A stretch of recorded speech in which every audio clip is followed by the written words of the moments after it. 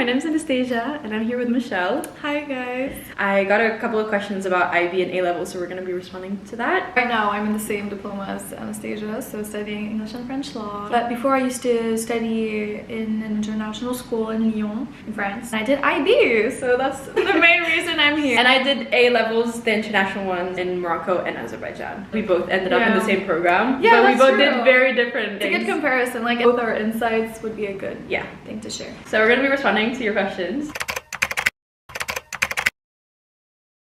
Do IB people really act like they're the best all the time?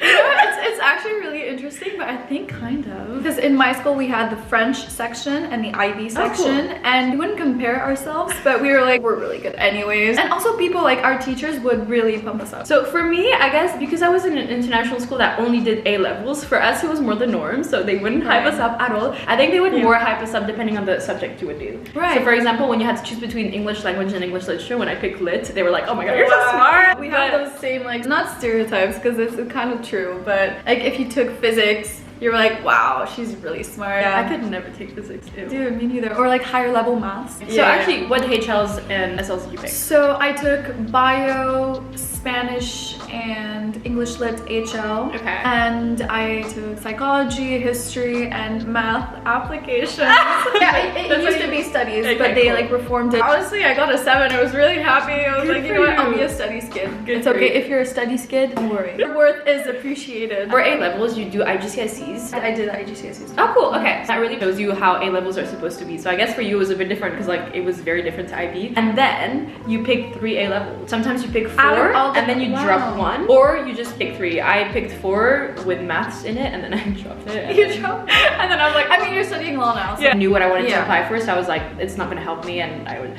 so I went for my IGCSEs maths. I did maths extended, got an A, and I was like, I'm done. Like, yeah, that's cool. That's amazing. Us, it's like you have prerequisites, so you have to take maths, but the level and the type of maths you choose is really up to you. I have to take a science, so I know that my school only offers bio, chem, and physics. And just know that because I would forget sometimes that what I was doing is actually quite hard, you know, and I'd be like, why am I not getting the grades I want, and why am I struggling? Why is this so hard? And just put it in perspective. What would you say was like the IB workload compared to the uni? Would you say it was easier, harder? Because you did say it was quite intense. Yeah. IB prepared me really well for at least like coursework that I know that what we're doing now. So just essay writing, time management, although it's really not my strong suit, but you know, so overall. we don't know how to time manage.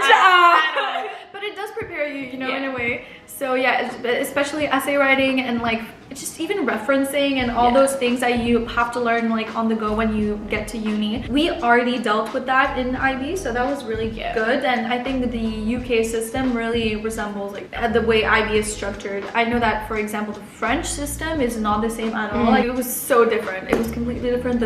Just even the mentality around it was not the same. So I think it really depends where you go. Yeah, and I would say like for the UK, A-levels is exactly like the perfect fit because I mean it's a UK thing, and that's probably why I picked A-levels in the first place. Like, I figured it out as well. I think it wasn't that much of a difference. If anything, I felt like A-level was a lot heavier in terms of like just the work I had to do, because obviously you had to submit homework all the time. Like you had to, that's not something you do. I think that's true. I think especially for us, like we don't even have in-person exams. For us, the way we're examined since Corona happened is a lot different than the experience that people have, because a lot of people were asking me like, okay, do you think doing IB or A-level is better for the UK? I would say both are. Both are really good options because you have more subjects. Even if you go on to study one, you're obviously going to see a shift in like maybe the intensity of the workload. I mean, unless you go into like medicine or something, which like I hope you're okay, but but you know. There was actually one question that really connects it well. Do you feel like IB didn't allow you to dive into something you really liked because you had to do so many other courses? That is a really good question. Yes and no. Okay. So yes, because obviously, at least for my school, so it really depends on the types of schools, but I know that some people had the option of like taking law, not in IB, but like in other systems. Cool. Wow. Yeah, and taking like law and like those funky subject A-levels areas. does it as well. Yeah. We didn't have that. We had like the traditional, the only a bit out of the box subject we had is psychology, and I took it because I was like, let me do it. Yes. So yeah, I think you were more academically restrained on that, but at the same time no, because you had those prerequisites. So for example, I'm not the best at maths and I don't like it anyways, but I was forced to take it. So it helps because it allows you to maintain like a balance between everything you have to do. Like even sciences, I loved bio, but some of my friends absolutely just hated anything scientific, and because they were forced to take it, it helped them to keep like an open mind. Because I feel like in contrast to that, A level really allowed me to dive into something that I really liked, but in contrary, like I kind of gave up on anything else. So I did politics, English lit, and French. So exactly English law and French law, really. And like for me, it was like it's exactly what I liked. Like I don't get to do the sciences anymore because I really wasn't passionate about that. I hated it. If anything, I had good grades, but I just didn't appreciate it. And I feel like A levels in that sense really like allowed me to like focus on like really what I liked. I guess you have a more like well-rounded knowledge in these things because I didn't do that, you know. So I think for us, because we did IGCSEs, like that's kind of the end, that's the limit, you know. They're like, okay, this is knowledge enough, and then you can move on to your A levels. That is a really good point to make, because I took IGCSEs too. I think IB schools, it depends, like either you do pre-IB or IGCSEs or like something completely different. But when we moved on from IGCSEs to IB, it was like the upgraded level. Like it was just the same thing, just at a harder level, and you could choose and like drop some things. Something, I don't know if you would agree on that, but something I would recommend is if you're not in high school yet, don't specialize too much. I agree. Later on, like if you know that, I don't know, you're gonna go into something scientific or literary, or you know, it's fine to refine your modules obviously, but until then try to keep it quite broad, because a lot of people either change their minds, but also it's important, like when you grow up, in my opinion, obviously in my humble opinion, just touch upon like many topics that you probably won't get to do that anymore unless you pick to study in the US, which is a total different kind of atmosphere, and you get to pick a lot of things. I think for me, A levels, for example, I'm just realizing if I had realized that law really wasn't for me and that like literature and things like that really wasn't, then I would have been stuck, because that's all I picked. Unless you are certain of what you want to study at uni, then maybe IB is more for you, because I was certain, I was there, I knew I wanted to do law, so the subjects I picked were perfect for it. I think for you it's a lot more transitional in the sense that like you did maths, you did bio, you can kind of like like your HL still show your interest, but you gotta pick them smartly. I agree. How do you pick your IB subjects and how do you pick your A levels? Because you gotta be smart with it, I think. So I would say, first of all, like obviously look into your interests. Like for example, for me, A levels, it's very straightforward. I didn't like maths, I didn't want to do maths, I didn't do it.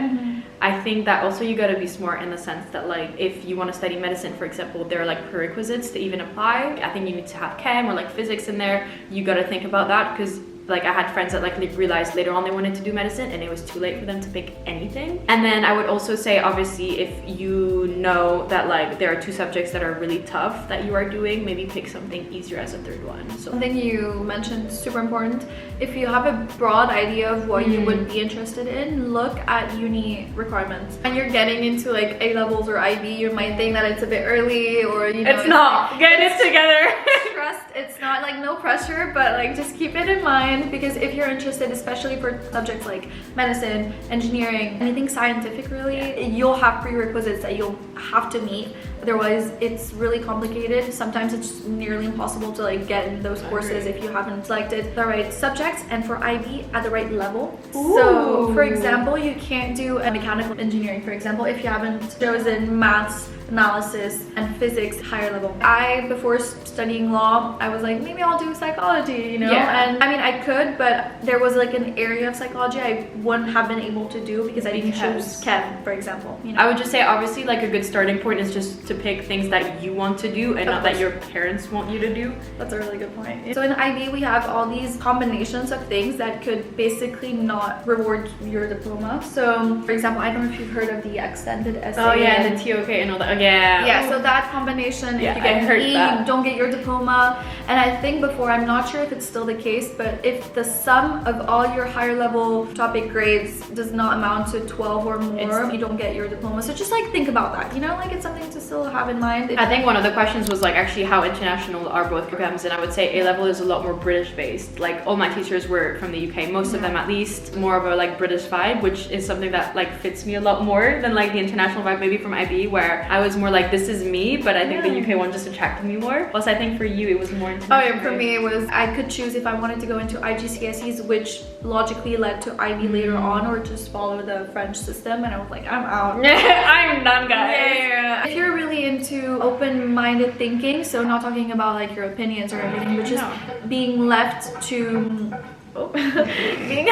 love my saying, being left to like think for your on your own, to establish your own structure, to be more independent, then IB, and I don't know about A levels, but IB is definitely the route to go if you're more into like structure and having like a fixed form for everything and a bit more rigidity. Then you go for the national kind of school things that like 100%. Yeah, for me it was like, I have so much free time, what is going on? And I think it was the same thing with like a lot of people that like hadn't done IB or A levels at uni. They were like, what am I doing here now? Yeah, it's a lot of like individual work and like just making sure that you meet your deadlines, which 100%. We managed. I think both the programs really teach you how to like work through stress, which is good. Oh, that's really true. Like you're I work left really on well your under own. pressure. It's one of my biggest toxic traits. Like if I am not under pressure, I am like it's good because you end up producing the work, but like when the deadline is in 5 hours, you know, you have 5 hours. Yeah, you're good. No, yeah, that's true. What do you think is the ideal IB student? Could paint like Mr. IB perfect. Okay, well, IB actually has that. So like the IB type, yeah, they have those. That is such an IB thing to do. I forgot how they call them, but it's like these like traits. Yeah, exactly. Like it's like you have to be a good critical thinker,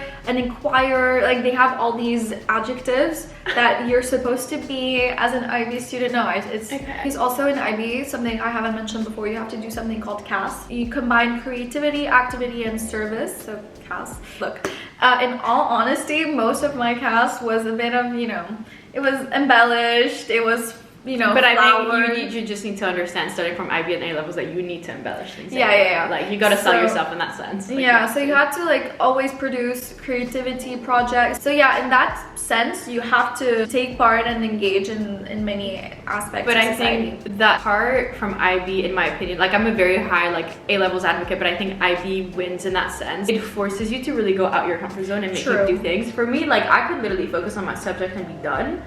But obviously, because like I was head of school, I had to actually do extracurriculars and do things. The only way that I taught myself to even do that. Then if you're hesitating between IB, A levels, or another diploma, something you must keep in mind is how much energy and effort you're willing to put in, because IB will suck a lot of energy out of you. You have a lot to do. You have your own courses, so like your 6 subjects. You have TOK on the side, extended essay to write. You have constant internal assessments, external assessments, orals to produce. You have CAS. It almost feels like your life is kind of IB. Yeah, no, truly. At some point, it was just like it is overwhelming, and if you're not organized well, and learned it the hard way. You will be caught up by deadlines. So just like keep that in mind. The fact that I was doing A levels really allowed me to focus on what I liked, do the work. It was really intense. Like don't get me wrong, A levels is really intense, especially the subjects I picked, but I was getting it done and then I had my life on the side. What are the pros and cons of IB in your eyes? If you can give one of each, and I'll do one of each for A levels. It's like a 2 thing, but it's like pro, well-rounded. Truly, like you do a bit of everything, but like at a really high level.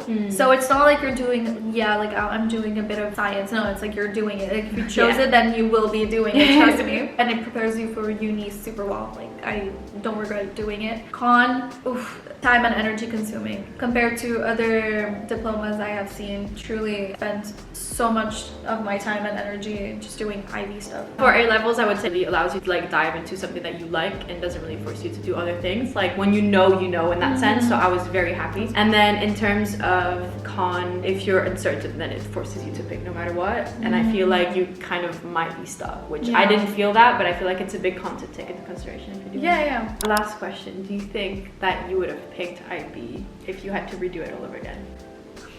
I think I would. Yeah.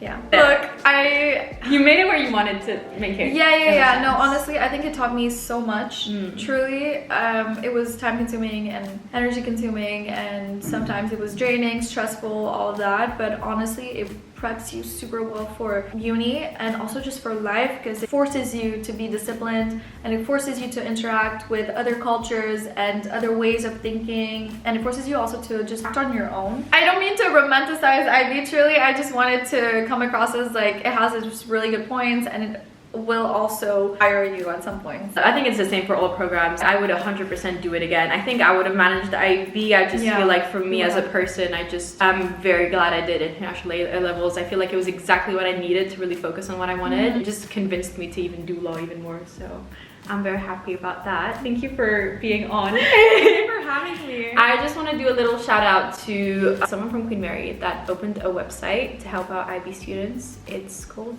tutorus.org. I will link it down below, and they're doing IB tutoring and stuff like that. Use the help, honestly, like resources like this and like past papers and all of that, like use them. They will help you a lot. Anyway, thank you so much. Comment, like, do anything, share, and yeah, I'll put your socials down below. Peace. Bye.